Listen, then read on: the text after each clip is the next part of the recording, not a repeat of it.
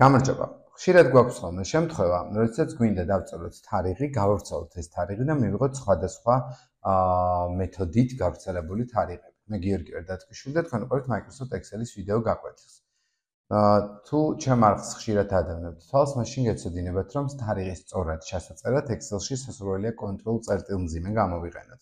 ასეთ შემთხვევაში ჩვენ ვხედავთ თუ რა თარიღი გვაქვს მაგალითად წლეს.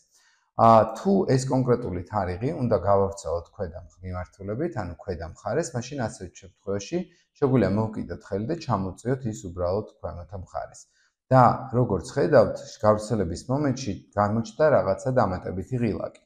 სადაც თუ copy cells ავირჩევდით, ასეთ შემთხვევაში მივიღებდით სულ ერთი და იგივე თარიღს.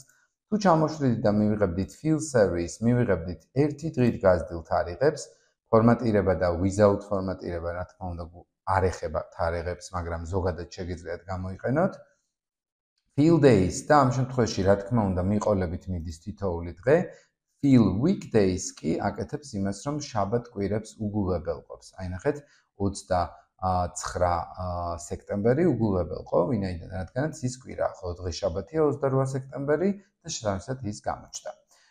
თუ fill months ავირჩევთ, მაშინ დააკვირდით, ყოველი მომდევნო 28 გამოდის თვეების მიხედვით და რა თქმა უნდა თებერვალშიც გაგვიმართლა და ასეთ შემთხვევაში არის კიდევ fill years, როდესაც წლებად გადაკეთდება ეს ყველაფერი.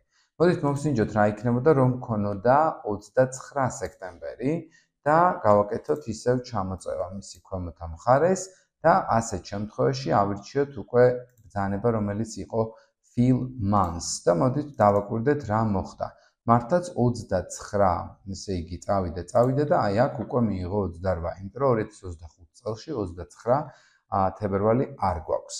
გააგრძელა ისევ 29-დან და მოკლედ ჩვენ გამოდის, რომ ყოველთვის გვაქვს მიღებული 29 რიცხვის შესაბამისი თარიღები მომდევნო თვეების მიხედვით. აი ესეთია ძალიან მარტივად გავრცელება თარიღის, როდესაც გინდათ თქვენ ის მწკრივში შეავსოთ. მადლობა ყურადღებისათვის, არ დაგავიწყდეთ გამოიწერეთ ჩემი არხი. ველოდებით თქვენ შეკითხვებს და ვიდეოს მოწონებას. მომავალ შეხვედრამდე.